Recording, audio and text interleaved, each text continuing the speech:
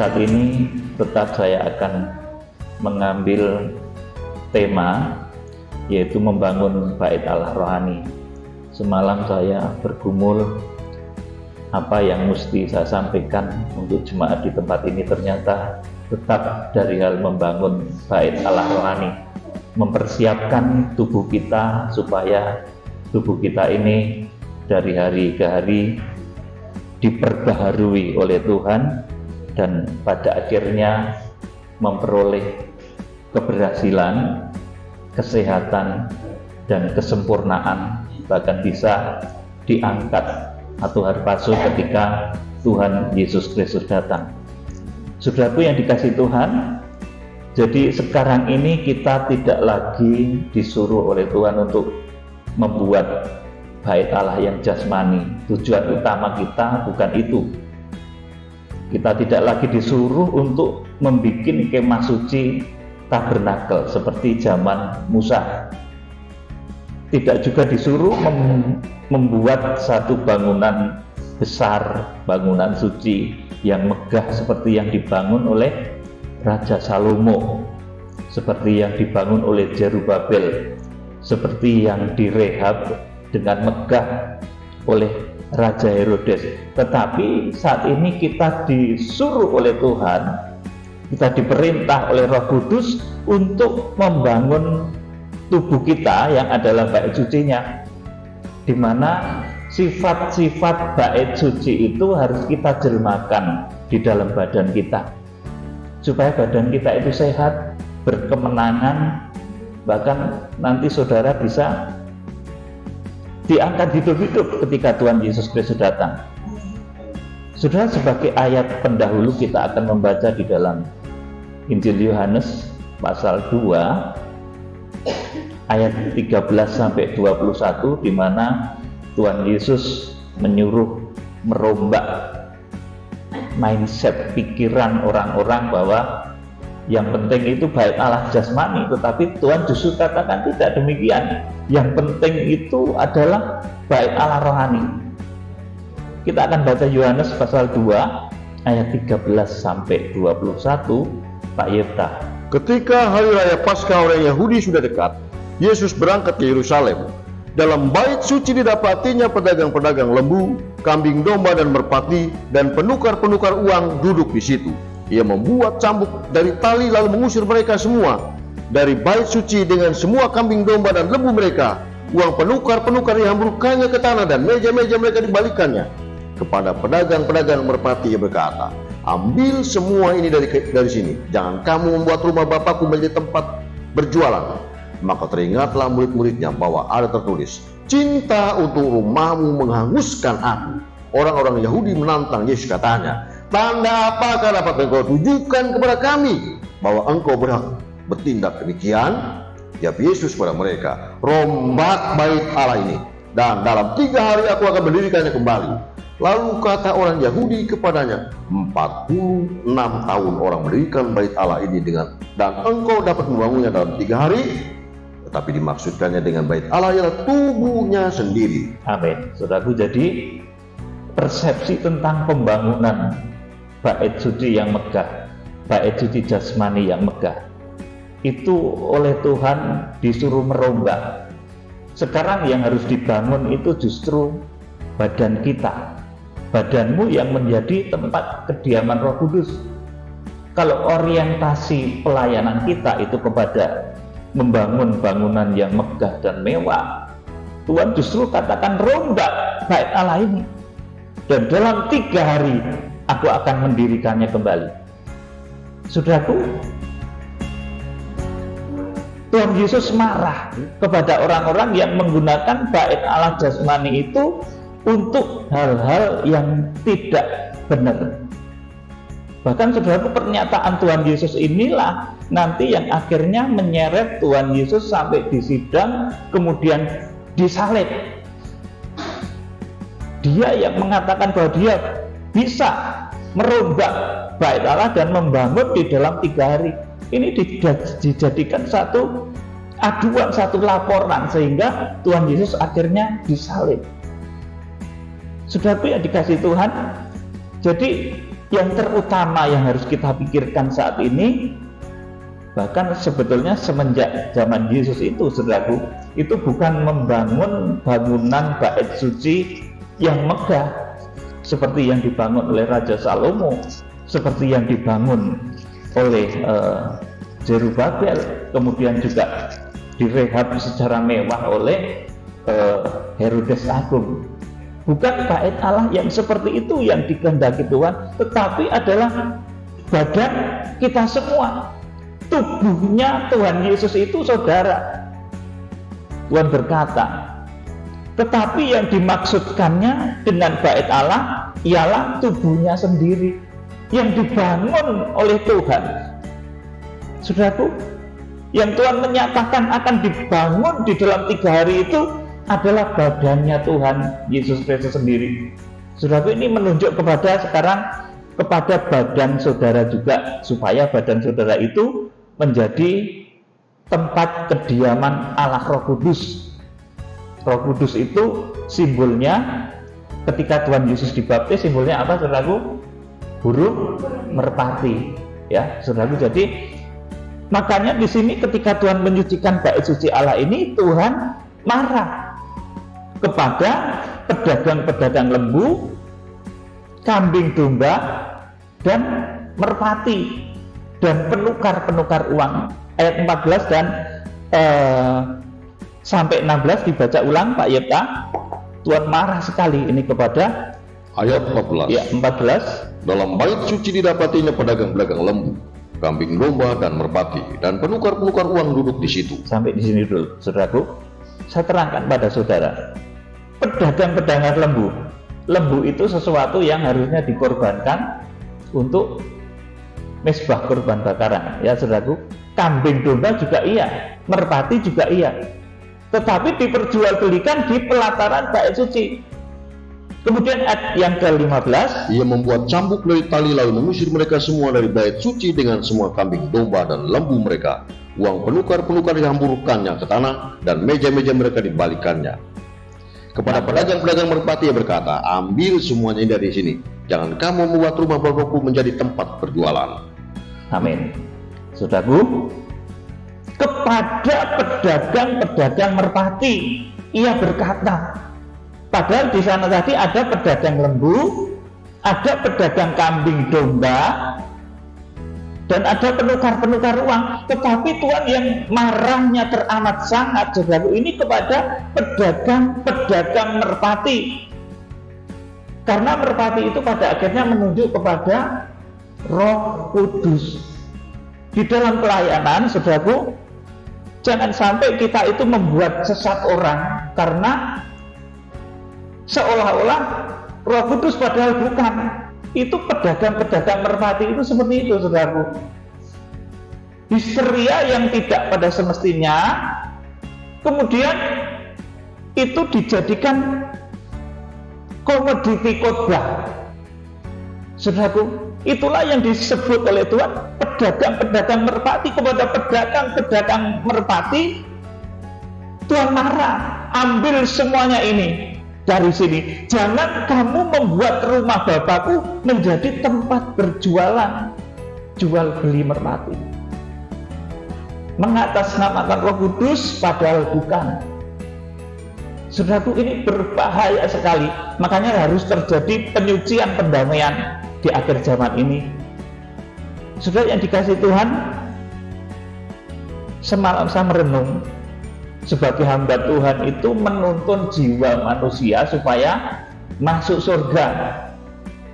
Saudaraku, bukan menuntun binatang, saudaraku. Kita itu membawa jiwa-jiwa supaya orang yang kita layani itu mengerti benar firman Tuhan. Hidupnya dijamin.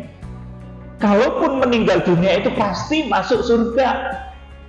Dan kalau Tuhan berkemurahan membawa saudara-saudara bisa hidup sampai Tuhan Yesus Kristus datang. Ini tugas utama para hamba Tuhan. Jadi jangan sampai memperjualbelikan merpati. Ini yang mengatasnamakan Roh Kudus padahal bukan. Saudara sendiri harus bijak ya sekarang, karena banyak sekali arus-arus yang sedemikian. Saudara yang dikasih Tuhan, di akhir zaman, saudaraku, akan terjadi sesuatu yang luar biasa, di mana saudara harus mengerti tuntunan yang benar tentang akhir zaman. Itu tuntunan dari bintang. Bintang itu juga menunjuk kepada Roh Kudus. Saudaraku, di akhir zaman saudara harus mengerti garis besar dari kitab Wahyu, kronos kitab Wahyu, kronologi yang terjadi tentang akhir zaman itu saudara harus mengerti betul. Sedangkan mengenai kairos itu ketika Tuhan menjalankan kronologi itu loh saudaraku. Itu waktu Tuhan, tetapi waktunya sudah tidak akan lama lagi. Itu saudaraku. Kronosnya saudara harus mengerti. Garis besar bahwa kitab Wahyu itu digenapi, itu saya mencatat. Saudaraku, tadi saya digerakkan oleh Roh Kudus untuk mengingatkan hal ini. Sebelum Tuhan Yesus Kristus datang, 7 tahun sebelum Tuhan Yesus Kristus datang, itu harus ada dulu muncul hamba-hamba Tuhan yang laksana 7 bintang. Saudaraku, bintang kemarin saya sudah terangkan bolak-balik bahwa itu hamba Tuhan yang kalibernya itu internasional, menjadi petunjuk bagi banyak orang. Itu karakter bintang. Saudaraku, kemudian sebelum Tuhan Yesus Kristus datang, itu harus ada dulu kegerakan besar untuk pertobatan nasional bangsa Israel.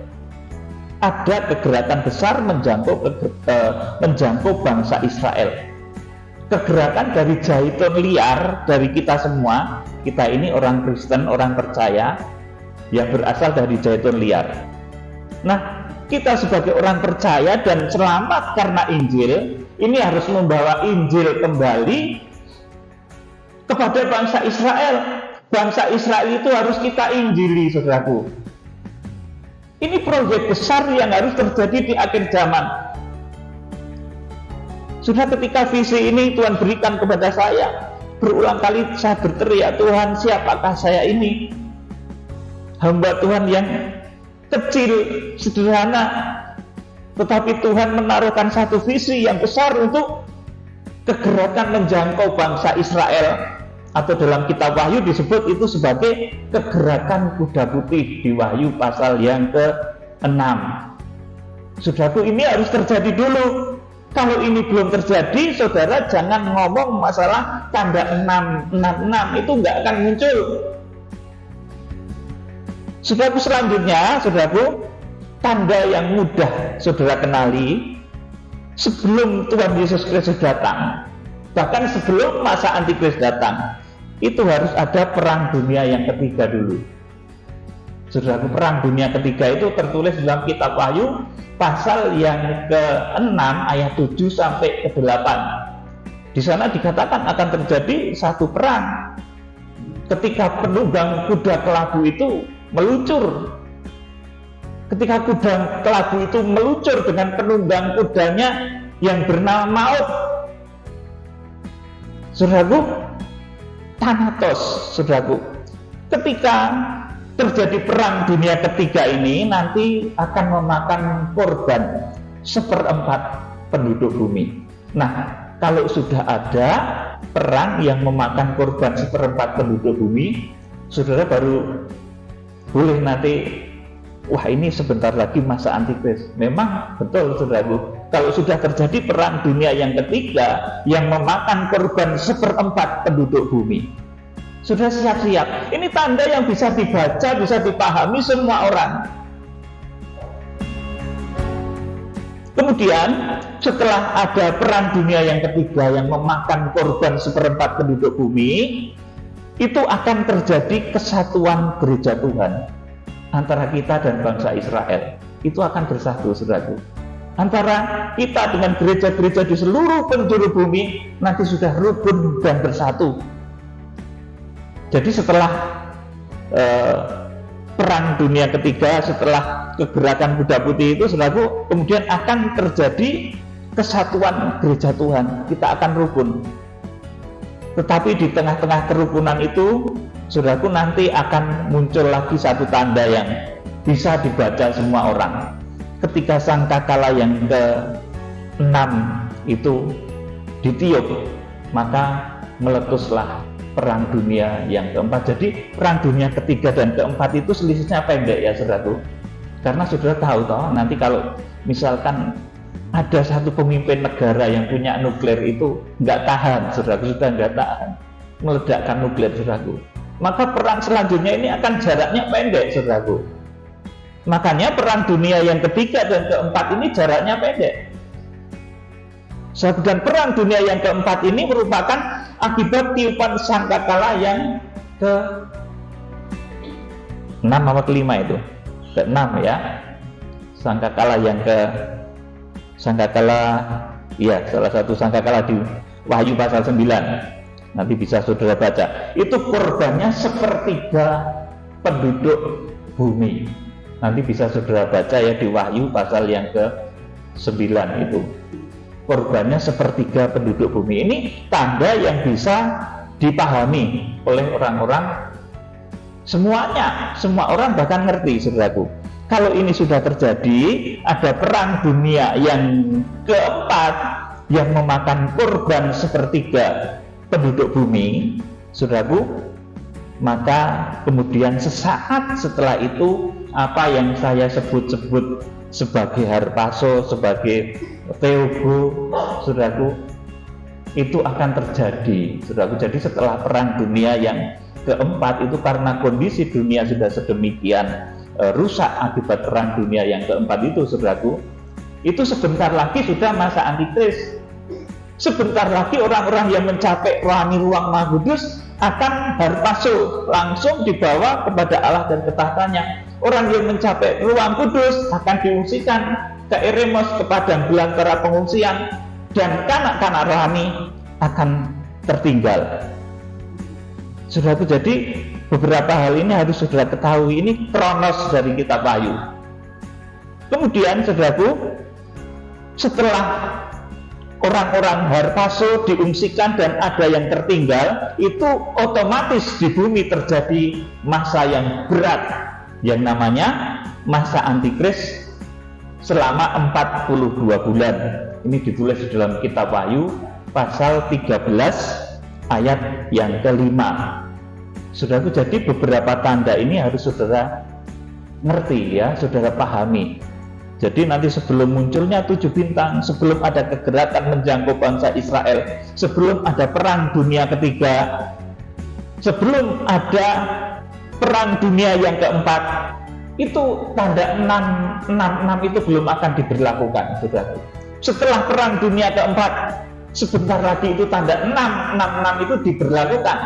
Tapi itu bukan untuk saudara, karena saudara pada saat itu sudah harpaso atau minimal diungsikan.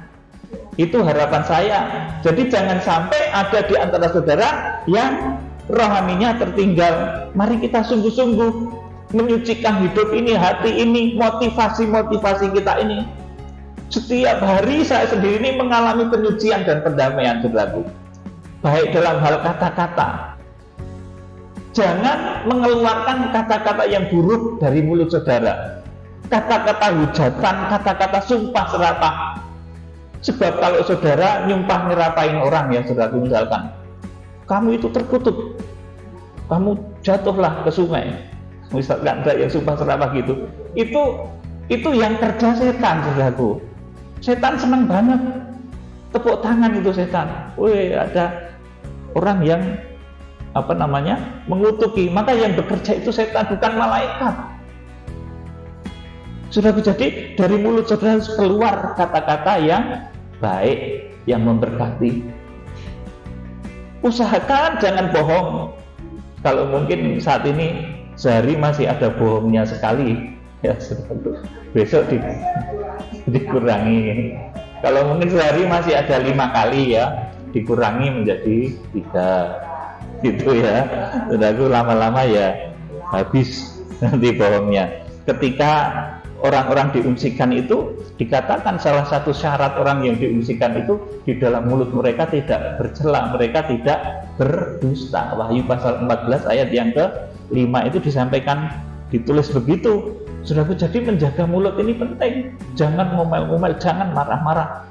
Saudaraku, memang maunya kita itu ngomel, marah, itu saudaraku. Sudah, kalau apalagi di jalan, saudaraku, kalau sedang nyetir gitu, saudaraku, wah di kepot gini rasanya tuh mau ngomel. Oh, rasanya mau ngomel kambing, saudaraku. Itu mau keluar, saudaraku. Tetapi ya tahan, saudaraku, tahan. Kalau saudara ingin mulut saudara ini diberkati Tuhan, ya tahan ketika ada keinginan-keinginan mengumpat, mengomel dan lain sebagainya. Itu tahan. Saudaraku yang dikasihi Tuhan, itu membangun bait suci Allah.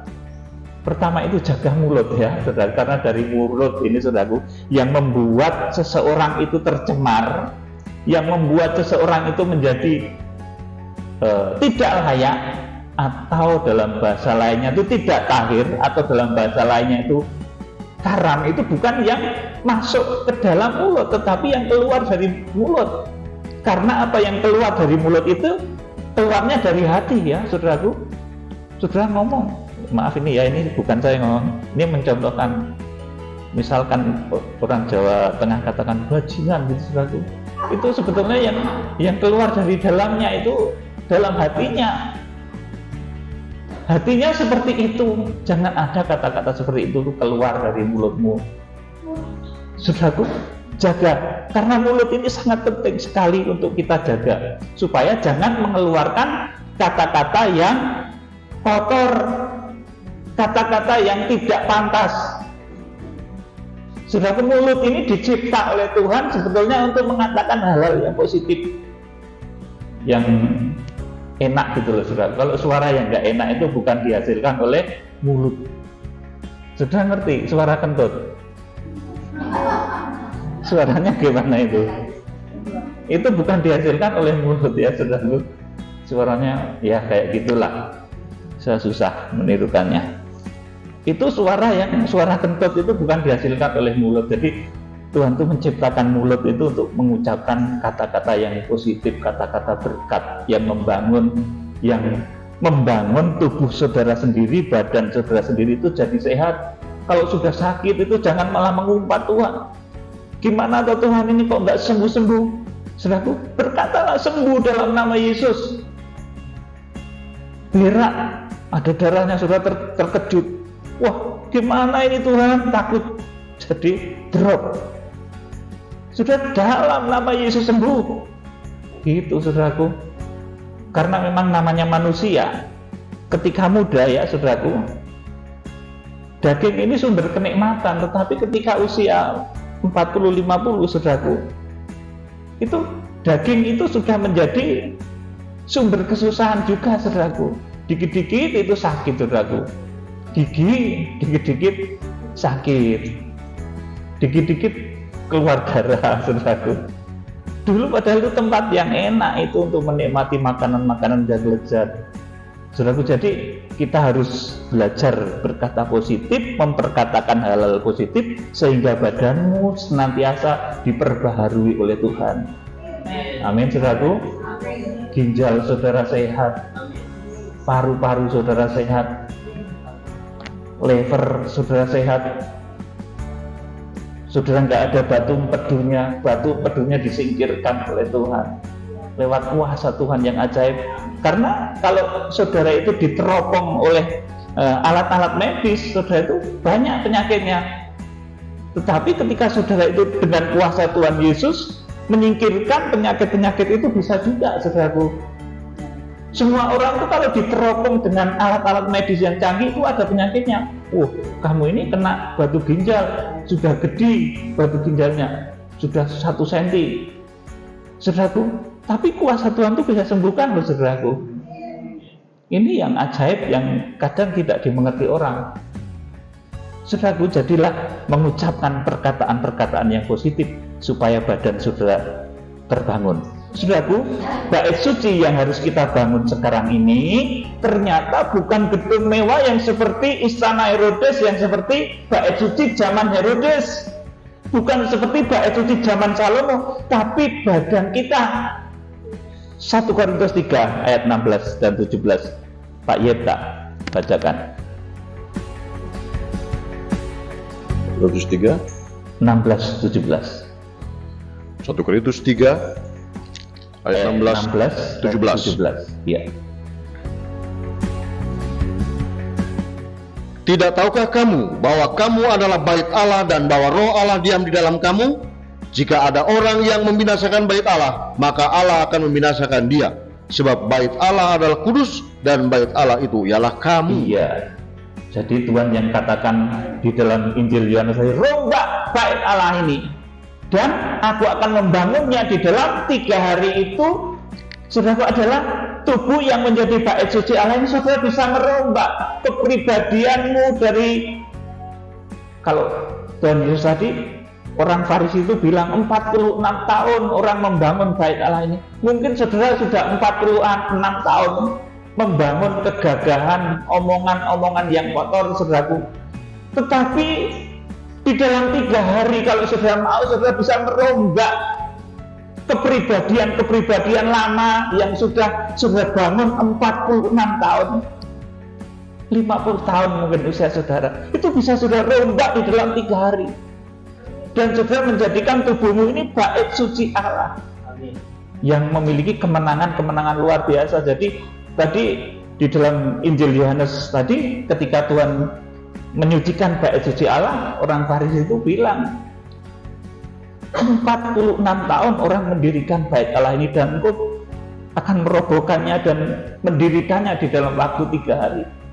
Saudaraku, 46 tahun saudara di dalam kecongkaan, mungkin tubuh di dalam kecongkaanmu sebagai manusia, omongan-omongan yang keliru. Tetapi di dalam 3 hari, kalau engkau berniat sungguh-sungguh, Tuhan bisa merubah tubuhmu itu menjadi bait sucinya yang penuh kuasa. Kita akan baca 1 Korintus 6 ayat yang ke-19. Ini sama juga ya. Ayo dibacakan Pak Yeta, 1 Korintus 6 ayat Atau 19. tidak tahukah kamu bahwa tubuhmu adalah bait Roh Kudus yang diam di dalam kamu, Roh Kudus yang kamu peroleh dari Allah, dan bahwa kamu bukan milik kamu sendiri. Ya, kamu itu ternyata bukan milik kamu sendiri, tetapi milik Kristus. Oleh karena itu, muliakanlah Tuhan dengan tubuhmu. Saudaraku, inilah bait Allah sejati saat ini. Jadi ciri-ciri tabernakel itu harus kita bawa ke dalam tubuh kita, sehingga tubuh ini bisa mengalami kemenangan, sehat, diberkati, dipermuliakan, dan apabila Tuhan berkemurahan, kita bisa diangkat. Saudaraku, dan kuncinya pertama untuk merombak bait suci itu melalui ucapan-ucapan.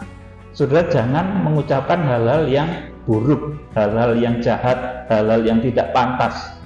Saudaraku, ini kunci pertama bagi orang-orang yang mau merombak tubuhnya, yang sekian lama mungkin sudah dikuasai oleh kepribadian lama, yang 46 tahun mungkin sudah berdiri kokoh keangkuhanmu. Maka Tuhan akan merombak tubuhmu menjadi bait suci Allah dengan perkataan-perkataan yang lembut, dengan membiasakan berkata-kata yang benar, baik, dan kudus. Saudaraku, kita akan membaca 1 Korintus 15 ayat 51 sampai 56. Ini puncak dari pembangunan bait suci Allah. Itu kita akan diangkat, kita akan diubah. 1 Korintus 15, 51 sampai 56. Sesungguhnya aku menyatakan kepadamu suatu rahasia. Kita tidak akan mati semuanya, tetapi kita semuanya akan diubah dalam sekejap mata, pada waktu bunyi nafir yang terakhir. Sebab nafir akan berbunyi dan orang-orang mati akan dibangkitkan dalam keadaan yang tidak dapat binasa, dan kita semua akan diubah. Terus, Karena yang dapat binasa ini harus mengenakan yang tidak dapat binasa, dan yang dapat mati ini harus mengenakan yang tidak dapat mati. Dan sesudah yang dapat binasa ini mengenakan yang tidak dapat binasa, dan yang dapat mati ini mengenakan yang tidak dapat mati, maka akan menggenaplah firman Tuhan yang tertulis, maut telah ditelan dalam kemenangan. Hai maut, di manakah kemenanganmu? Hai maut, di manakah sengatmu? Sengat maut ialah dosa, dan kuasa dosa ialah hukum Taurat. amin. Saudaraku, di sini dikatakan, sesungguhnya aku menyatakan kepadamu suatu rahasia. Kita tidak akan mati semuanya, tetapi kita akan diubah. Dan ini terjadi, saya berdoa, di generasi kita. Amin, saudaraku. kita berdoa bersama-sama itu di generasi kita. Kemudian yang ke-52 saya bacakan lagi, dalam sekejap mata pada waktu bunyi nafiri yang terakhir, sebab nafiri akan berbunyi dan orang-orang mati akan dibangkitkan dalam keadaan yang tidak dapat binasa dan kita semua akan diubah. Tuhan itu membangkitkan yang sudah mati itu pinter, saudaraku. Yang sudah mati, sudah busuk, sudah berurat, tinggal tulang-tulang, saudaraku, itu bisa dibangkitkan. Apalagi saudara yang masih hidup, kalau saudara memenuhi kriteria yang ditentukan oleh Tuhan, maka lebih mudah lagi, saudaraku. Ini loh harus diperhatikan. Tuhan itu membangkitkan orang yang sudah mati, tubuhnya, dagingnya sudah dimakan ulat, saudaraku, itu bisa. Makanya saudara sekarang ini masih hidup, masih punya nafas, saudaraku, masih bisa bersukacita, masih jantung masih berdetak, meskipun mungkin yang kembang kempis itu dompetnya, ya saudaraku, tapi saudara masih bisa punya nafas, saudaraku, itu bersyukur. Makanya saya itu sering heran, ada orang pengen bunuh diri, saudaraku, wah itu kacau banget, saudaraku, depresi, pengen bunuh diri, saudaraku. Saudara masih bernafas, dikaruniai hidup, saudaraku. Tuhan itu membangkitkan yang sudah mati itu pinter. Pekerjaan Tuhan sejak dulu, saudaraku, membangkitkan orang mati itu Tuhan Yesus pinter. Apalagi mengubahkan tubuh saudara dari kondisi hidup menjadi tubuh kemuliaan, itu Tuhan juga pinter. Tuhan sudah lakukan kepada Henokh, kepada Elia. Di akhir zaman akan ada sekumpulan besar orang banyak yang dikatakan Rasul Paulus ini. Pada waktu bunyi nafiri yang terakhir, sebab nafiri akan berbunyi dan orang-orang mati akan dibangkitkan dalam keadaan yang tidak dapat binasa dan kita semua akan diubah. Karena yang dapat binasa ini harus mengenakan yang tidak dapat binasa, dan yang dapat mati ini harus mengenakan yang tidak dapat mati. Dan sesudah yang dapat binasa ini mengenakan yang tidak dapat binasa, dan yang dapat mati ini mengenakan yang tidak dapat mati, maka akan genaplah firman Tuhan yang tertulis, maut telah ditelan dalam kemenangan. Ini nanti ketika harpazo itu terjadi. Nanti juga ketika terjadi pengangkatan setelah yang diungsikan itu diangkat di Wahyu pasal 19. Itu semuanya mengalahkan maut, saudaraku. Jadi orang yang terukur sebagai bait suci, baik yang di ruang kudus atau yang di ruang maha kudus, itu nanti akan mengalahkan maut. Maut telah ditelan dalam kemenanganmu. Hai maut, di manakah kemenanganmu? Hai maut, di manakah sengatmu? Jadi maut itu punya sengat, ya saudaraku. Sengat itu artinya satu penyebab kecelakaan yang kecil sekali, saudaraku. Jadi kalau iblis itu menanamkan satu dosa, itu bukan dari hal yang besar, tapi dari sesuatu yang kecil, dari organ tubuhmu, saudaraku. Organ tubuhmu yang dipakai untuk melakukan dosa itu adalah organ tubuh yang terkena sengatnya si iblis, saudaraku. Otak yang sering digunakan untuk menipu orang, saudaraku, itu kena sengatnya iblis. Apalagi banyak, saudaraku, organ-organ tubuh ini yang sering digunakan untuk berbuat dosa itu sedang disengat oleh iblis. Oleh karena itu saya beritahu saudara mulai saat ini, gunakan badanmu supaya bisa mengatakan hai maut, di manakah sengatmu? Saudaraku, maut telah ditelan dalam kemenangan. Ini terjadi untuk orang-orang baik yang diungsikan, yang feogo, itu nanti juga mengalahkan maut, saudaraku. Ataupun orang yang langsung dibawa lari kepada Allah dan ketahatannya itu mengalahkan maut juga, seperti Henokh dan Elia. Saudara yang dikasih Tuhan, kita juga akan membaca 1 Tesalonika 4 ayat 15 sampai 17. Pak Yeta, dibacakan. Ini kami katakan kepada kamu dengan firman Tuhan, kita yang hidup, yang masih tinggal sampai kedatangan Tuhan, sekali-kali tidak akan mendahului mereka yang telah meninggal. Sebab pada waktu tanda diberi, yaitu pada waktu penghulu malaikat berseru dan bersangkakala Allah berbunyi, maka Tuhan sendiri akan turun dari sorga, dan mereka yang mati dalam Kristus akan lebih dahulu bangkit. Ya, Sesudah itu kita yang hidup, yang masih tinggal, akan diangkat bersama-sama dengan mereka dalam awan menyongsong Tuhan di angkasa. Demikianlah kita akan selama-lamanya bersama dengan Tuhan. Amin. Jadi kita yang hidup, yang masih tinggal sampai kedatangan Tuhan, sekali-kali tidak akan mendahului mereka yang telah meninggal. Jadi nanti orang-orang meninggal itu akan dibangkitkan terlebih dahulu, ya saudaraku. Kemarin di dalam satu sesi YouTube saya mengupas mengenai dunia orang mati dan alam maut, ya saudaraku. Jadi di alam maut itu, saudaraku, di dunia orang mati itu, di sana juga ada satu ruangan, saudaraku, yang merupakan tempat orang-orang yang berdosa. Itu namanya Hades, saudara. Kemudian ada juga di jalur yang bersamaan, tetapi ada satu jurang pemisah yang sangat lebar. Itu jalurnya Bapak Abraham dan Lazarus. Kemudian yang satu itu jalurnya orang-orang yang tidak benar, saudaraku. Nah, sejak awal zaman, akhir zaman, sampai akhir zaman, itu dua jalur itu menunggu nanti dibangkitkan di akhir zaman. Nah, jalurnya Bapak Abraham ini nanti akan dibangkitkan di akhir zaman ketika Tuhan Yesus Kristus datang untuk mendapatkan kedudukan yang baik di sisi Tuhan. Tetapi orang-orang yang sesat, orang-orang yang tidak benar, yang saat ini berada di satu tempat yang namanya itu Hades, saudaraku, itu mereka ketika Tuhan Yesus Kristus datang itu belum akan dibangkitkan, saudaraku. Masih nunggu 1000 tahun lagi untuk diadili di satu pengadilan yang namanya pengadilan tahta putih. Wahyu pasal yang ke-20. Jadi kebangkitannya juga beda 1000 tahun. Untuk orang-orang yang benar sejak awal zaman sampai akhir zaman, itu bangkitnya ketika sangkakala yang ke-7. Saudara itu bangkit, kemudian mewarisi kerajaan 1000 tahun damai. Kemudian dikatakan dalam satu ayat, berbahagialah ia yang mendapat bagian. Nah, dalam kebangkitan pertama, sebab kematian yang kedua sudah tidak akan berkuasa lagi. Saudaraku, tetapi orang-orang lain itu belum dibangkitkan, masih nunggu 1000 tahun lagi.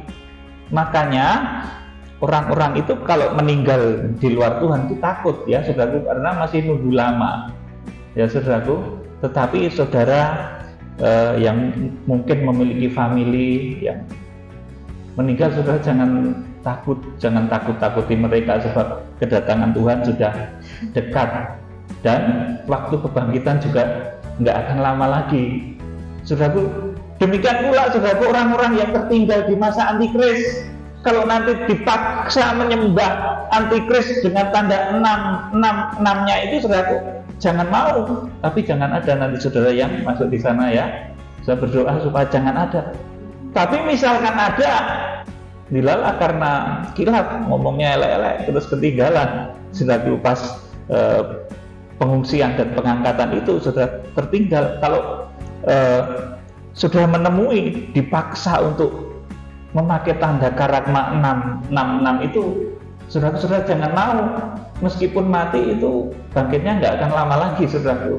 Nggak sampai 3,5 tahun lagi akan bangkit. Jadi rasa hati-hati banget, saudaraku. Jadi begitu, ya saudaraku. Jadi diangkat hidup-hidup itu sesuatu yang luar biasa. Dahulu hanya beberapa nabi yang mendapat kemurahan, yaitu Henokh, kemudian Elia. Nah, di akhir zaman akan terjadi pada sekumpulan orang banyak yang hidupnya terukur sebagai bait suci. Hidupnya terukur sebagai bait suci. Yang tidak terukur karena pelataran, saudaraku, itu akan ditinggalkan. Kita akan baca Wahyu pasal 11 ayat 1 dan 2. Jadi saudara terukur menjadi bait suci sebelah dalam, artinya ruang kudus dan ruang maha kudus. Kalau bait suci sebelah luar itu pelataran. Yuk dibacakan Pak Yeta. Kemudian diberikanlah kepadaku sebatang bulu seperti tongkat pengukur rupanya, dengan kata-kata yang berikut: bangunlah dan ukurlah bait suci Allah dan mezbah dan mereka yang beribadah di dalamnya. Iya. Tetapi kecualikan pelataran bait suci yang di sebelah luar, janganlah engkau mengukurnya, karena ia telah diberikan kepada bangsa-bangsa lain, dan mereka akan menginjak-injak kota suci 42 bulan lamanya. Amin, saudaraku. Jadi di sini paling tidak saudara harus mencapai tingkatan rohani ruang kudus, ya saudaraku, supaya saudara paling tidak nanti diungsikan Theogo, atau luar biasa lagi kalau saudara bisa harpaso, ya saudaraku. Ini semuanya kuncinya itu sebetulnya di mulut, supaya mulut saudara itu belajar mengatakan kata-kata positif, belajar mengatakan kata-kata yang benar. Saudaraku, saya itu kadang heran ya saudaraku, banyak sekali saudaraku ajaran-ajaran yang kurang alkitabiah. Mereka itu khotbah kadang nggak mikir kalau yang dipimpin mereka itu manusia yang harus dibawa ke surga, bukan bertarget untuk membangun sesuatu yang lahiriah. Bait suci Herodes, kegagalan lahiriah membangun bait suci seperti Salomo. Tujuannya itu bukan membangun sesuatu yang lahiriah, tetapi saudaraku, hamba-hamba Tuhan itu saudaraku, tugasnya itu membawa jiwa-jiwa itu masuk surga. Kalau khotbah sak penake dhewe itu piye saudaraku? Padahal yang dibawa, yang dengar itu manusia saudaraku. Ini Tuhan selalu ingatkan saudaraku, selalu tekankan pada saya, yang kamu pimpin, yang kamu bawa itu jiwa-jiwa manusia. Hati-hati sekali di dalam menyampaikan firman Tuhan. Harus sesuai dengan firman dan Roh Kudus. Jangan berdasar halusinasi dan lain sebagainya. Apalagi penglihatan-penglihatan tapi tidak sesuai dengan firman. Mimpi, semua orang tuh mimpi. Berulang kali saya sampaikan. Semua orang jahat itu juga mimpi loh saudaraku. Orang yang banyak dosanya itu mimpi. Dan mimpi mereka ya aneh-aneh. Itu kalau ditulis jadi buku ya jadi tebel saudaraku. Saudara, tiap hari impiannya dicatat ya. Enggak cuma orang kudus, orang jahat itu juga mimpi. Kalau tiap hari ditulis, dikasih judul impian si Junet, misalnya gitu. Itu jadi buku tebel. Bisa jadi apa ya, tesis impian apa gitu. Jadi semua orang juga mimpi. Oleh karena itu hati-hati. Mimpi itu kalau sesuatu yang berasal dari Tuhan, itu memang ada artinya yang harus diterjemahkan. Seperti mimpi Fir'aun tentang 7 tahun kelaparan yang diterjemahkan oleh Yusuf, saudaraku. Dan banyak juga orang-orang yang diberi petunjuk Tuhan lewat mimpi, itu banyak. Tetapi tidak semua mimpi itu bermanfaat. Jauhnya mimpi dengan firman itu dikatakan, apakah sangkut pautnya jerami dengan gandum? Itu memang ada sangkut pautnya. Dulu gandum itu bersama-sama dengan jerami, tapi lama-lama jerami itu dipisahkan karena kurang bermanfaat.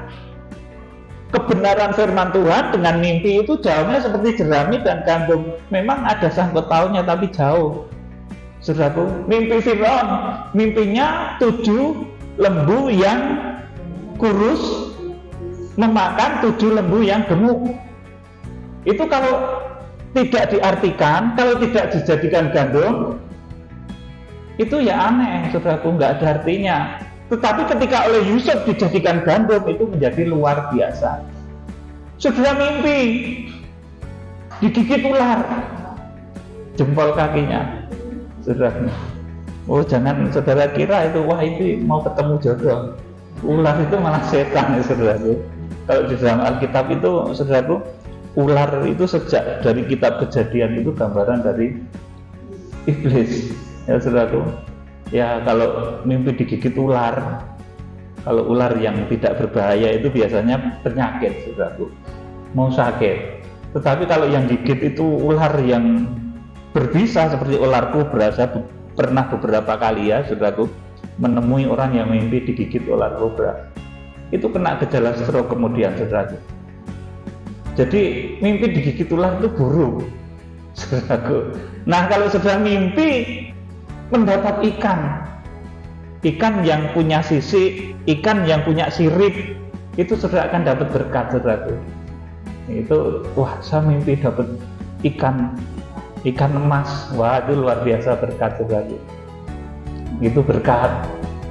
Sudah mimpi lagi, misalkan mendapat permata, itu bagus, saudaraku. Sudah mimpi tentang benda-benda langit, itu bagus, saudaraku. Sudah mimpi ketemu buaya, itu enggak bagus, saudaraku. Itu kurang bagus kalau mimpi ketemu buaya, benar, saudaraku. Saya itu pernah beberapa kali juga ketemu orang yang mimpi didatangi buaya, konseling sama saya. Pak Pendeta, saya ini mimpi dikejar-kejar buaya. Aduh, saya mau jelaskan tuh nggak tega, saudaraku. Ternyata dia kena penyakit darah tinggi, saudaraku, beberapa hari kemudian. Saudaraku, nah tenang, tahu kamu mimpi di oyak-oyak boyo, saudaraku. Jantungnya berdebar-debar, duduk kenceng dia. Itu mimpinya di oyak-oyak boyo kalau gitu tuh, saudaraku. Dikejar buaya. Jadi saudaraku, perhatikan baik-baik ya, bahwa kita harus betul-betul berstandar kepada kebenaran firman dan Roh Kudus. Saudaraku yang dikasih Tuhan, jadi ketika diangkat hidup-hidup itu merupakan sesuatu yang luar biasa. Jadi dahulu hanya beberapa nabi yang mendapat kemurahan, yaitu Henokh dan Elia. Tetapi di akhir zaman ini terjadi pada sekumpulan besar orang banyak yang hidupnya terukur sebagai bait suci. Kemudian pelaksanaan dari orang-orang yang terukur sebagai bait suci tadi, saudaraku, mereka akan harpaso, mereka akan diangkat. Coba kita akan baca Wahyu pasal 12 ayat 1, ayat 2, ayat 5, ayat 6 dan ayat 14. Ini tentang orang-orang yang harpaso dan yang diungsikan ya, saudaraku. Wahyu pasal 12 ayat 1 dan 2 dulu. Maka tampaklah tanda besar di langit, seorang perempuan berselubungkan matahari dengan bulan di bawah kakinya dan sebuah mahkota dari 12 bintang di atas kepalanya. Amin, sampai di sini dulu. Nah, seorang perempuan berselubungkan matahari dengan bulan di bawah kakinya dan sebuah mahkota dari 12 bintang di atas kepalanya. Ini mimpi bagus kalau sudah mimpi seperti itu. Dapat matahari, bulan dan bintang, itu mimpi bagus. Saudaraku, seperti Yusuf, saudaraku. Itu bagus, mimpi bagus. Kemudian ayat 2. Ia sedang mengandung dan dalam keluhan dan penderitaannya hendak melahirkan, ia berteriak kesakitan. Iya, ayat 3 coba. Maka tampaklah suatu tanda yang lain di langit, dan lihatlah seekor naga merah padam yang besar, berkepala 7 dan bertanduk 10, dan di atasnya kepalanya ada 7 mahkota. Amin. Ya, mimpi ular kurang bagus. Ya, saudaraku. Nah, ini jadi ada dua versi. Jadi kalau saudara membaca Wahyu pasal 12 ini ilmu makrifat, ilmu hikmat dan makrifat yang sangat dalam ya, saudaraku, harus dipahami dengan memohon petunjuk firman dan Roh Kudus. Ayat yang kelima. Ayat kelima. Maka ia melahirkan seorang anak laki-laki yang akan menggembalakan semua bangsa dengan gada besi. Tiba-tiba anaknya itu dirampas dan dibawa lari kepada Allah dan ke tahtanya. Nah, ini yang harpaso, yang langsung dibawa lari kepada Allah dan ke tahtanya. Kemudian yang ayat 6 ini adalah yang diungsikan. Terus perempuan itu lari ke padang gurun, di mana telah disediakan suatu tempat baginya oleh Allah, supaya dipelihara di situ 1260 hari lamanya. 14 ya, kepada sebentar. Ya, kepada perempuan itu diberikan kedua sayap dari burung nasar yang besar, supaya ia terbang ke tempatnya di padang gurun, di mana ia dipelihara jauh dari tempat ular itu selama 1 masa dan 2 masa dan setengah masa. Amin. Ini yang diungsikan. Jadi ada 2. Yang terukur di Wahyu pasal 12 tadi ada 2 bagian. Mereka yang langsung dibawa kepada Allah dan ke tahtanya, ini yang ruang Maha Kudus. Kemudian mereka yang diungsikan, yang lari ke padang gurun, ini yang mencapai ruang kudus. Jadi ada 2. Kemudian yang gagal terukur sebagai bait suci sebelah dalam, ini akan jadi orang Kristen yang tertinggal atau halaman bait suci. Jadi Saya ulang lagi, yang berhasil dan menjadi bait suci sebelah dalam itu ruang kudusnya itu diungsikan, itu Wahyu pasal 12 ayat yang ke-6 dan ayat yang ke-14, di satu tempat masih di bumi, saudaraku. Kemudian saya akan terangkan nanti ya, saudaraku, yang diungsikan ini. Kemudian yang ruang Maha Kudus langsung dibawa lari kepada tahta Allah. Ini Wahyu pasal 12 ayat 5. Ini sesuai dengan yang ditulis, nanti saya terangkan juga. Kita akan membahas dulu sekarang mengenai suasana orang-orang yang diungsikan ya, saudaraku. Wahyu pasal 14 ayat 1 sampai 5.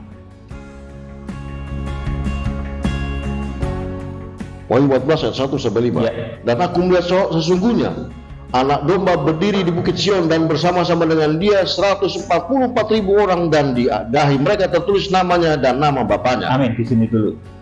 Ini orang yang diungsikan, itu cirinya, saudaraku, di dahi mereka tertulis namanya dan nama bapaknya. Ini kemana-mana itu ingat Tuhan, ingat Yesus dan Bapa. Bapa di dalam nama Yesus itu selalu ada di dahinya, kekasih hatinya. Kayak lagu dulu itu pasti ada yang kenal ya, aku mau makan ingat kamu. Nah, itu kita seangkatan ya, kalau lagu aku mau mandi ingat kamu. Nah, ini besok beda, aku mau makan ingat Tuhan. Mau apapun kita ingat Tuhan, jangan mengingat hal-hal yang tidak baik ya. Jadi ini ciri dari orang-orang yang diungsikan, di dahi mereka selalu ingat Tuhan Yesus Kristus dan Bapa di surga. Kemudian ayat yang kedua, dan aku mendengar suatu suara dari langit bagaikan desau air bah dan bagaikan deru guru yang mendahsyat, dan suara yang kudengar itu seperti bunyi pemain-pemain kecapi yang memetik kecapinya. terus Mereka menyanyikan suatu nyanyian baru di hadapan tahta dan di depan keempat makhluk dan tua-tua itu, dan tidak seorang pun yang dapat mempelajari nyanyian itu selain daripada 144.000 orang yang telah ditebus dari bumi itu. amin. Nyanyian baru itu adalah hikmat dan makrifat Tuhan, pengetahuan yang seperti ini. Saudara, ini nggak ditemui di pengetahuan duniawi, sangat sulit untuk memahami hal ini. Ini nyanyian baru, dan nyanyian baru ini bisa menimbulkan desau air bah, denting kecapi. Dan aku mendengar suatu suara dari langit bagikan desau air bah dan bagikan deru guru yang dahsyat. Dan suara yang kudengar itu seperti pemain kecapi yang memetik kecapinya. Mereka menyanyikan suatu nyanyian baru. Nyanyian baru itu nyanyian hikmat, makrifat, pembukaan rahasia firman seperti ini. Saudaraku, kalau saya menyampaikan satu pembukaan rahasia firman, itu tak jarang, saudaraku, mempengaruhi dari gerak alam raya ini, saudaraku, berbagai macam bencana. Saudaraku, makanya kadang harus ngerem ya, saudaraku, untuk menyatakan sesuatu yang rahasia. Sebab ketika metre itu dibuka satu persatu, saudaraku, itu metre pertama saja, saudaraku, kuda putih. Kemudian metre kedua, kuda merah, itu damai sejahtera hilang. Saudaraku, itu kalau dikupas tuntas nanti betul-betul itu berpengaruh. Damai sejahtera di bumi ini akan hilang. Makanya sedikit-sedikit. Karena setiap pembukaan rahasia firman Tuhan ini seperti denting kecapi nyanyian baru yang mampu menggetarkan bumi seperti desau air bah, gempa bumi dan lain sebagainya. Saya tidak berharap di sini terjadi gempa ya. Betul, Jakarta jangan dulu, biar tempat lain tuh. Jakarta jangan, sampai rencana Tuhan semua digenapi, sudah terlindung dari berbagai macam tulah akhir zaman. Saudaraku, ayat yang keempat ini selanjutnya ciri dari orang yang diungsikan. Mereka adalah orang-orang yang tidak mencemarkan dirinya dengan perempuan-perempuan, karena mereka murni sama seperti perawat. Mereka adalah orang-orang yang mengikuti anak domba itu kemana saja ia pergi. Mereka ditebus dari antara manusia sebagai korban-korban sulung bagi Allah dan bagi anak domba itu. Amin. Sampai dulu. Mereka adalah orang-orang yang tidak mencemarkan dirinya dengan perempuan-perempuan, karena mereka murni sama seperti perawan. Ini dulu sudah saya sampaikan, ini perawan hati ya. Ini berarti bapak ibu yang diungsikan itu bukan cuma bapak-bapak saja, mereka murni sama seperti perawan. Ini bapak ibu yang hatinya perawan, yang hatinya suci, tidak dikotori oleh tipuan-tipuan dari muslihat kegelapan tadi, yang pura-pura seperti Roh Kudus tadi yang dimarah Tuhan Yesus. Kalau sampai tercemar dengan hal seperti itu, hatinya menjadi tidak perawan, nanti motivasinya juga nggak benar. Motivasinya bukan membangun tubuh sebagai bait suci Allah, tetapi membangun, saudaraku, sesuatu yang kurang tepat, membangun kesombongan, ego, dan lain sebagainya. Ayat yang kelima, ini ciri orang yang diungsikan, Pak Yeta. Dan di dalam mulut mereka tidak terdapat dusta, mereka tidak bercela. Amin. Jadi ini saya pesan, kalau saudara sehari bohongnya masih 7 kali, dikurangi. Dikurangi sedikit-sedikit sampai nanti ketika Wahyu pasal yang ke-14 ini digenapi, saudara sudah termasuk di dalam orang-orang yang tidak berdusta. Yang dustanya 5 kali ya dikurangi 1 lah. 2 atau semuanya dikurangi. Yang bisa 3 nggak bohong ya, yang bohongnya 3 kali dikurangi lagi, saudara. Kemudian suasana dari orang-orang yang diungsikan. Jadi diungsikan Wahyu pasal 12 ayat yang ke-6 dan ayat yang ke-14 itu diungsikannya masih di bumi. Itu orang-orang kudus yang mencapai ruang suci. Saya ulangi lagi. Suasananya Yesaya 35 ayat 1 sampai 10. Ya, ini jauh ke belakang. Yesaya 35 ayat 1 sampai 10. Suasana taman pengungsian, padang belantara pengungsian. Ini Yesaya 35 ayat 1 sampai 10. 35. Ya.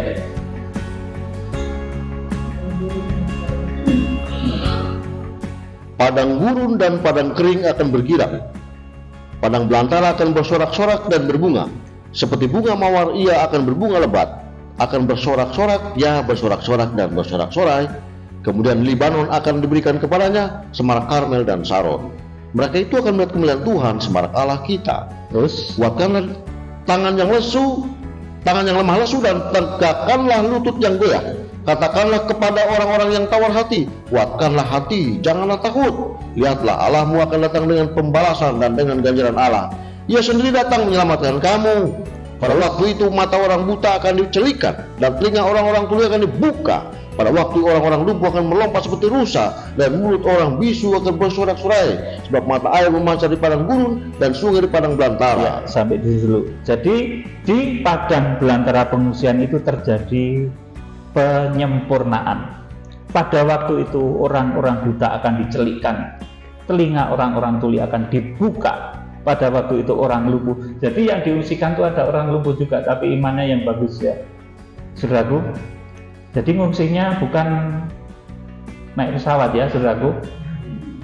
Betul ini, saya ngomong betul. Bukan naik kereta api juga, bukan naik kapal, bukan naik apa-apa. Tapi saudara akan dibawa seperti Filipus itu dengan kuasa Tuhan yang luar biasa. Ngungsinya dengan cara itu. Di sana diapakan? Disempurnakan. Yang mengalami kekurangan-kekurangan disempurnakan masih di bumi pengungsian itu, saudaraku. Di satu tempat yang disiapkan oleh Allah selama 1260 hari. Tempatnya itu Eremos. Saudaraku, di dalam satu visi saya pernah melihat tempat tersebut. Saudaraku yang dikasih Tuhan, dan itu tempatnya di bumi. Ada yang tanya, Pak Pendeta, di sana itu masih ada yang menikah apa enggak? Oh, ada yang mau menikah di sana ya? Siap, nanti ada yang berkati di sana. Di sana masih ada yang nikah, saudaraku, di Taman Padang Belantara Pengungsian. Ya, saudaraku, karena masih berada di dalam tubuh, darah dan daging, tetapi dipindahkan oleh Tuhan. Seperti Filipus dipindahkan dari Gaza ke Asdod. Kalau pengungsian itu dipindahkan dari tempat saudara masing-masing ke tempat yang disiapkan oleh Tuhan selama 1260 hari, seperti ketika Elia balapan dengan Raja Ahab dari puncak gunung Karmel ke Yisrael. Seperti itu proses pengungsian itu, saudaraku. Jadi kemudian ayat yang ke-7, Tanah pasir yang hangat akan menjadi kolam, dan tanah kersang menjadi sumber-sumber air. Di tempat serigala berbaring dan akan tumbuh tebu dan pandan. Di situ akan ada jalan raya yang akan disebutkan jalan kudus. Orang yang tidak tahir tidak akan melintasinya, dan orang-orang pandir tidak akan mengembara di atasnya. Di situ tidak akan ada singa, binatang buas tidak akan menjalaninya, dan tidak akan terdapat di sana. Orang-orang yang diselamatkan akan berjalan di situ. Dan orang-orang yang dibebaskan Tuhan akan pulang dan masuk ke Sion dengan bersorak-sorai. Sedang sukacita abadi meliputi mereka, kegirangan dan sukacita akan memenuhi mereka, kedukaan dan keluh kesah akan menjauh. Amin. Ini situasi pada Taman Padang Belantara Pengungsian, di mana ini disebut di dalam Wahyu pasal 12 ayat 6 dan ayat 14. Ini tempat untuk orang-orang yang mencapai tataran level rohani ruang kudus oleh Tuhan, dipindahkan, masih berada di dalam tubuh darah dan daging ini ke suatu tempat yang disiapkan oleh Tuhan selama 1260 hari atau 3,5 tahun atau 42 bulan. Ini suasana Taman Padang Belantara Pengungsian. Jadi kita masih mengenakan tubuh darah dan daging seperti ini, tetapi dipindahkan oleh Tuhan seperti halnya Filipus, dipindahkan oleh Tuhan ke satu tempat yang disiapkannya. Makanya di sana terhindar dari intaian iblis, terhindar dari kejaran antikris yang membawa tanda karagma 666 itu. Saudaraku yang dikasih Tuhan, kalau ini tadi suasana di Padang Belantara Pengungsian. Kemudian saya akan memberikan kepada saudara gambaran suasana orang-orang yang harpaso, yang diangkat duluan, dibawa ke takhta Allah. Saudaraku, langsung dibawa ke pada Allah dan ke tahtanya itu suasananya seperti apa? Wahyu pasal 12 ayat yang kelima itu Tuhan Yesus belum datang, saudaraku. Tetapi sudah ada orang-orang yang diangkat, yang harpaso, yang langsung dibawa kepada Allah dan ke tahtanya. Ini untuk apa gitu loh, saudaraku? Ngapain ada itu dulu? Saudaraku, nanti saya terangkan tujuan orang-orang harpaso itu untuk sesuatu yang luhur, untuk menggenapi firman Tuhan. Kita akan membaca kondisi orang-orang yang harpaso. Wahyu pasal 15. Jadi Wahyu pasal 14 ayat 1 sampai 5 tadi yang diungsikan ya. Kemudian yang harpaso ini Wahyu 15 ayat 1 sampai 5. Ini kondisinya. Yuk kita akan baca. Dan aku melihat suatu tanda lain di langit, besar dan ajaib. 7 malaikat dengan 7 malapetaka terlahir, karena dengan itu berakhirlah murka Allah. Amin. Bisa itu. Jadi yang harpaso ini dipimpin oleh 7 malaikat tadi. Yang di Wahyu pasal 1 ayat 16 disebut sebagai 7 bintang yang digenggam di tangan Tuhan Yesus Kristus. Di Wahyu pasal yang keempat disebut 7 obor yang menyala-nyala. Di Wahyu pasal yang ke-6 pelaksana penghukuman 7 meterai.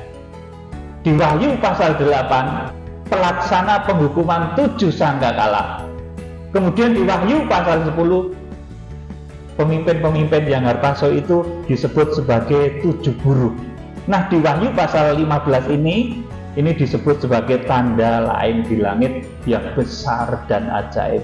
Dan ini tidak mereka sendiri, saudaraku, tetapi ada orang-orang yang mengikutinya. Mereka bekerja untuk apa, saudaraku? Untuk menghakimi bumi, untuk menemani Tuhan Yesus, saudaraku, menghakimi bumi. Sebab firman Tuhan katakan di dalam Yudas bahwa Tuhan datang dengan beribu-ribu orang kudusnya untuk menghakimi bumi, untuk melaksanakan penghakiman. Rasul Paulus juga katakan, tidak tahukah kamu bahwa kamu akan menghakimi bumi, orang-orang kudus akan menghakimi bumi. Tidak tahukah kamu bahwa kamu akan menghakimi malaikat-malaikat. Nah, saudara, untuk menghakimi bumi itu saudara perlu kuat, perlu dahsyat. Kalau saudara kayak gini, Gimana?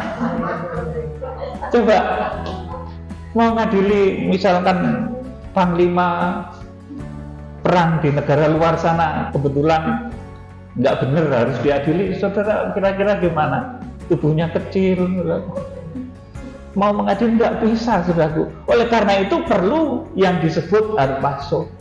Perlu saudara itu diubah di dalam tubuh yang dahsyat, tubuh kemuliaan. Nah, pada waktu itulah saudara akan diberi kuasa untuk menghakimi bumi. Saudaraku, jadi orang yang harpazo itu nggak nganggur, saudaraku. Di sana kerja mereka dengan dipimpin oleh pemimpinnya yang disebut sebagai 7 bintang itu. Saudaraku, ayat yang kedua, Wahyu 15. Dan aku melihat suatu bagaikan lautan kaca bercampur api, dan di tepi lautan kaca itu berdiri orang-orang yang telah mengalahkan binatang itu dan patungnya dan bilangan namanya. Pada mereka ada kecapi Allah. Amin. Sampai di sini dulu. Di sini ciri orang yang harpazo itu mengalahkan binatang itu dan patungnya dan bilangan namanya. Saudaraku, jadi ini luar biasa sekali. Jadi kalau sudah melihat di Wahyu pasal 10, itu ketika malaikat yang berwajah seperti matahari itu masih memimpin kegerakan itu, saudaraku, maka antikris dan nabi palsu itu masih ditahan. Kaki kanannya menginjak laut, kaki kirinya menginjak bumi. Artinya antikris itu belum boleh muncul, nabi palsu juga belum boleh muncul ketika belum harpazo. Saudaraku, orang-orang yang menang seperti inilah yang dipimpin oleh ke-7 bintang. Itu nanti, saudaraku, akan harpazo. Dan orang-orang yang harpazo itu luar biasa, saudaraku. Kalau melihat bencana alam, melihat berbagai macam kengerian di muka bumi, mereka tidak jerit-jerit ketakutan, ya saudaraku. Kita akan melihat, saudaraku, ini reaksi orang-orang yang harpazo, saudaraku. Kalau melihat halilintar duer gitu, enggak jerit-jerit, ya saudaraku. Puji Tuhan, luar biasa. Nyanyian Tuhan aja yang bisa gitu, saudaraku. Coba melatih, karena nanti di akhir zaman akan banyak terjadi kengerian-kengerian. Ada halilintar besar duer gitu, saudaraku. Saudara jangan teriak-teriak, takut. Ya. Itu bukan sifat orang yang harpazo. Orang yang harpazo itu nanti kalau melihat berbagai macam malapetaka, 7 malapetaka itu, mereka malah berseru, saudaraku. Coba kita akan baca seruannya itu seperti apa. Ya jangan. Ya.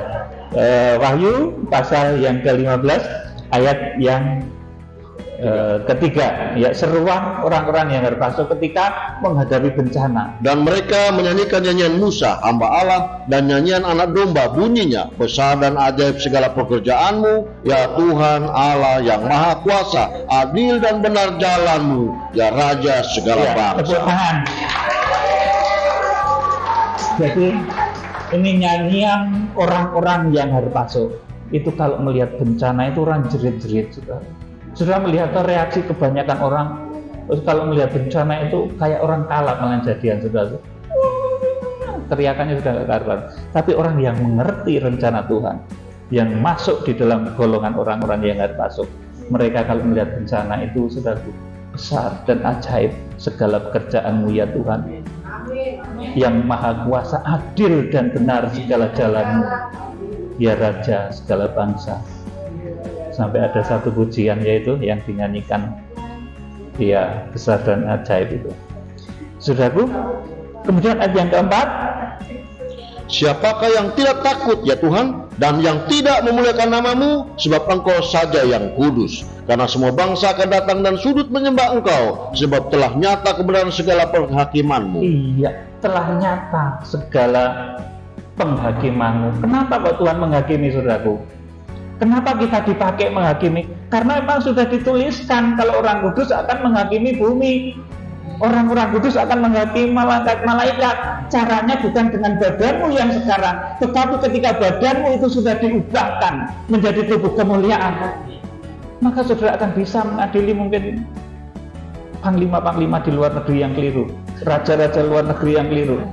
Itu bisa kalau sudah di dalam tubuh kemuliaan. Tapi kalau sekarang kita mau menghakimi ya, wah, meskipun saudara gagah ya nggak bisa, saudaraku, dilirik sama Vladimir Putin, saudara, sudah dilirik aja sudah gemetaran, saudara.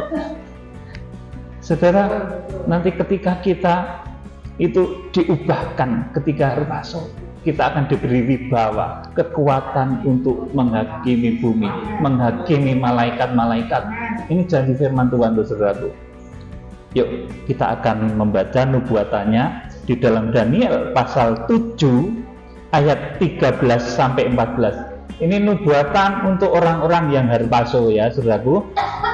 Ini yuk kita akan baca Daniel pasal 7 ayat 13. Aku terus melihat dalam penglihatan malam itu, tampak datang dengan awan-awan dari langit seorang seperti anak manusia. Datanglah ia kepada yang lanjut usianya itu, dan ia dibawa ke hadapannya.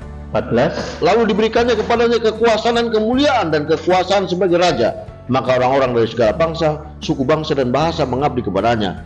Kekuasaannya ialah kekuasaan yang kekal, yang tidak akan lenyap, dan kerajaannya ialah kerajaan yang tidak akan musnah. Amin, saudaraku. Jadi orang yang harpaso ini dulu Daniel sudah melihatnya. Aku terus melihat dalam penglihatan malam itu, tampak datang dengan awan-awan di langit, seperti anak manusia. Datanglah ia kepada yang lanjut usianya untuk didudukkan di tahta Allah. Kalau di Wahyu pasal yang ke-12 ayat 5 tadi, maka wanita itu melahirkan seorang anak laki-laki yang akan menggembalakan segala bangsa dengan gada besi. Tiba-tiba anaknya itu harpaso, dibawa lari kepada Allah dan ke tahtanya itu Daniel dulu sudah melihat. Saudaraku, ini juga janji dari Tuhan kepada jemaat di Laodikia. Padahal jemaat Laodikia ini paling buruk, tapi justru diberi janji paling bagus. Ini Tuhan tuh sering gitu, saudaraku. Aneh-aneh aja Tuhan tuh, saudaraku. Ajaib, saudara. Ya, Wahyu pasal 3 ayat 21. Wahyu pasal 3 ayat 21. Ini dia yang didudukkan di tahta Allah itu siapa? Ternyata dijanjikan kepada jemaat di Laodikia. Barang siapa menang, ia akan kududukkan bersama-sama dengan aku di atas tahtaku, sebagaimana aku pun telah menang dan duduk bersama-sama dengan Bapakku di atas tahtaku. Amin. Barang siapa menang, ya ini yang menang dari tanda 6 tadi, saudaraku, tanda karagma. Saudaraku, kalau saudara menyimak di dalam khotbah saya, tanda 666 itu nanti saat ini pun sudah mulai menjalar melalui sifat, ya, sifat 18 macam kejahatan, ya, saudaraku. 2 Timotius 3 itu ada 18 macam kejahatan. Itu yang merasuki orang-orang yang dirasuki oleh roh-roh antikris, saudaraku. Tapi barang siapa yang menang mengalahkan 18 macam sifat kejahatan itu, ia akan kududukkan bersama-sama dengan aku di atas tahtaku. Nah, ini seperti Wahyu 12 ayat 5 tadi. Sebagaimana aku pun telah menang dan duduk bersama-sama dengan Bapakku di atas tahtanya. Ini kepada jemaat Laodikia. Jadi jemaat Laodikia itu paling elek, saudaraku. Yang paling bagus itu jemaat mana? Philadelphia, itu paling bagus. Sudah disanjung-sanjung oleh Tuhan. Efesus juga bagus, saudaraku. Wes paling elek dewe ini, paling jelek ini jemaat Laodikia. Kamu mau aku muntahkan. Tetapi terakhirnya janjinya, saudaraku, barang siapa menang, ia akan kududukkan. Jadi ketujuh jemaat itu, saudaraku, dari jemaat yang terbagus sampai yang terjelek, Tuhan itu memberi kesempatan. Artinya, saudaraku, saudara jangan takut kalau mungkin masih buruk, ditandai banyak kekurangan, karena Tuhan bisa melakukan hal yang ajaib kepada jemaat yang terburuk, yang mau dimuntahkan itu, saudaraku, Tuhan bisa jadikan dia didudukkan bersama-sama dengan dia. Bisa harpaso. Ada yang ngomong, saudaraku, jemaat Laodikia itu nanti nggak bisa nggak akan bisa ikut diangkat Rachel, nggak bisa. Salah, saudara. Justru jemaat Laodikia itu yang diberi janji untuk duduk di atas tahta Bapa. Wahyu pasal 12 ayat yang ke-5. Jadi orang-orang yang diangkat harpaso itu, saudaraku, tujuannya untuk apa? Untuk menggenapi firman Tuhan, menjadi pasukan Tuhan. menghakimi bumi, menggenapi apa yang ditulis Yudas.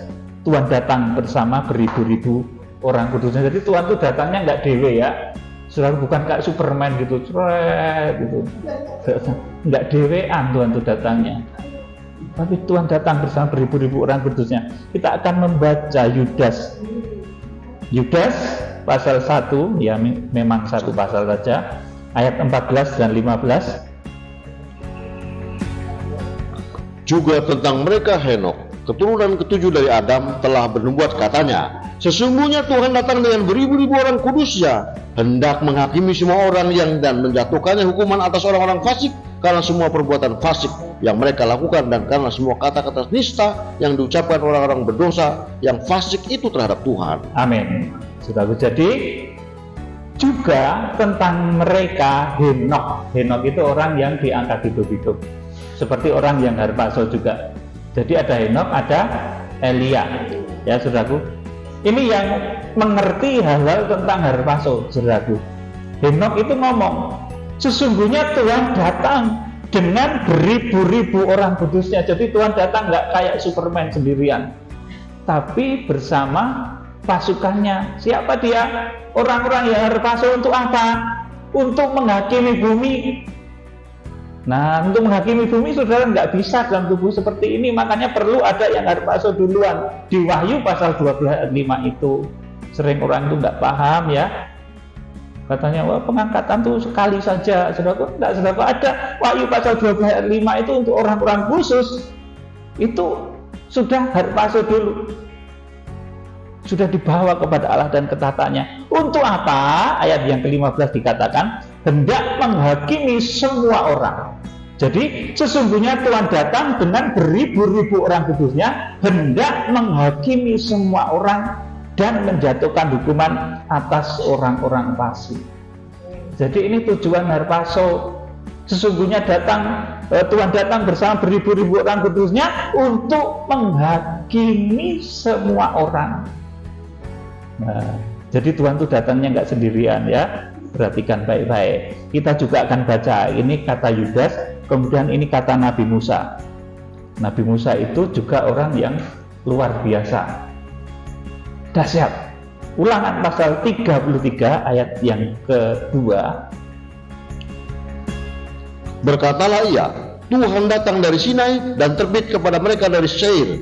Ia tampak bersinar dari pegunungan Paran dan datang dari tengah-tengah puluhan ribu orang yang kudus. Ia di sebelah kanannya tampak kepada mereka api yang menyala. Amin. Jadi Tuhan datang dari tengah-tengah puluhan ribu orang kudus. Kenapa? Musa juga diberitahu perihal harpaso ini, perihal orang-orang yang harpaso. Karena Musa ini istimewa, saudaraku. Meskipun tidak diangkat langsung seperti Henok dan juga Elia, tetapi Musa ini istimewa. Kita akan membaca Yudas pasal 1 ayat yang ke-9. Ini kedahsyatan Musa, saudaraku. Yudas pasal 1 ayat 9.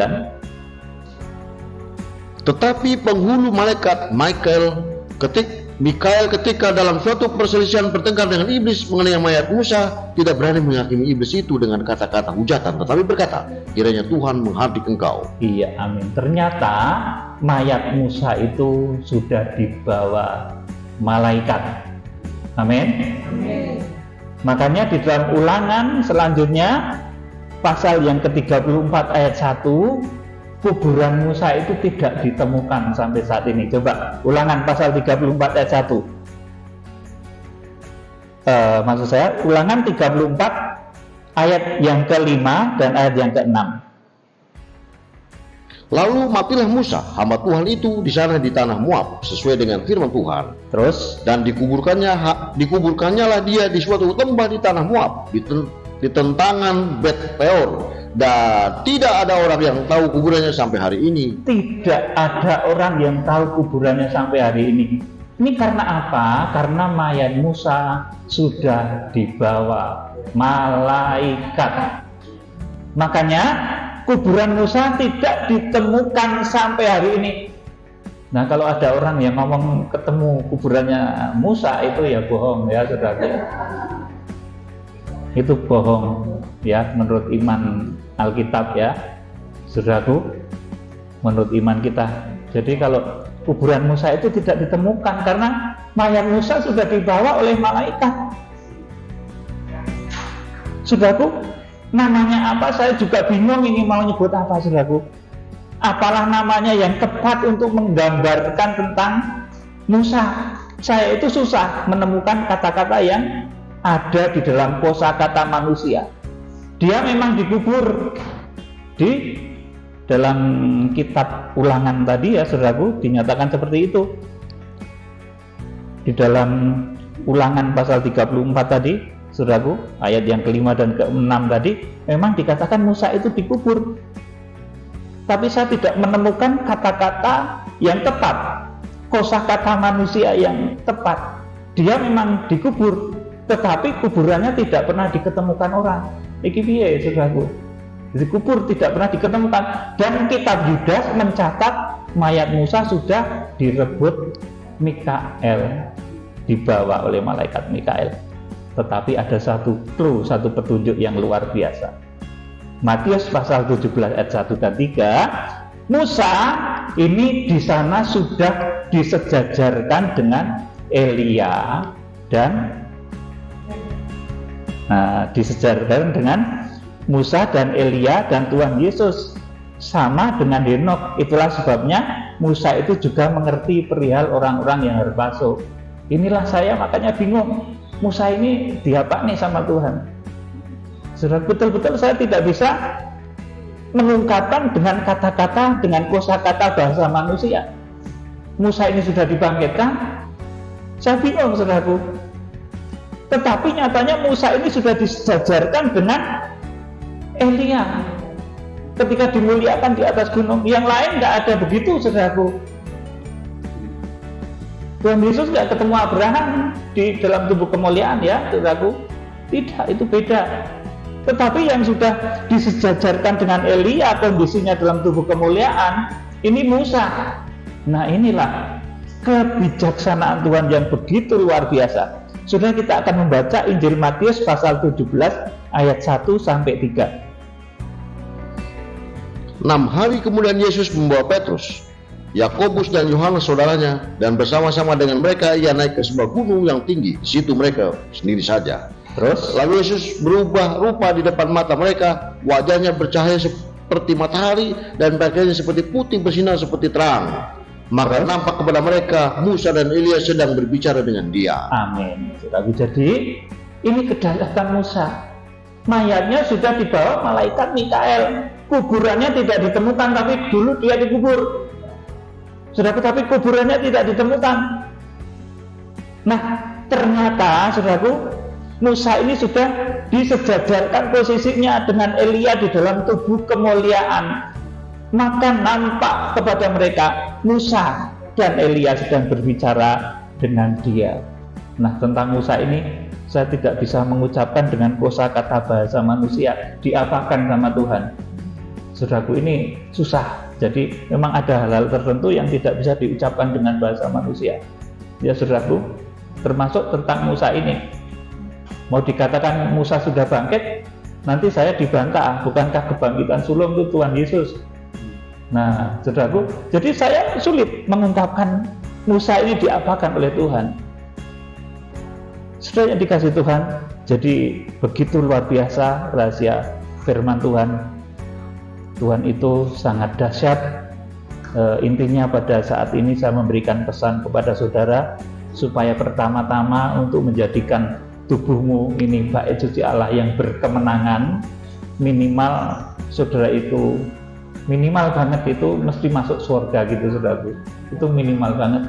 Terus sebisa mungkin saudara itu nanti bisa diungsikan ketika masa antikris, ketika berbagai macam bencana itu terjadi, atau lebih luar biasa lagi kalau saudara nanti bisa harpaso.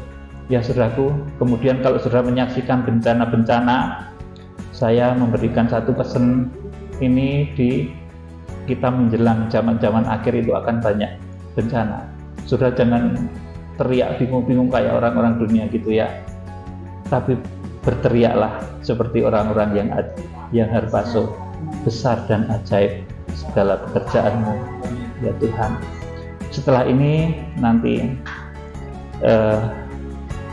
saya akan minta Pak Yepta sama Pak Bagio Rinekso untuk melayani doa kesembuhan bagi saudara yang sakit.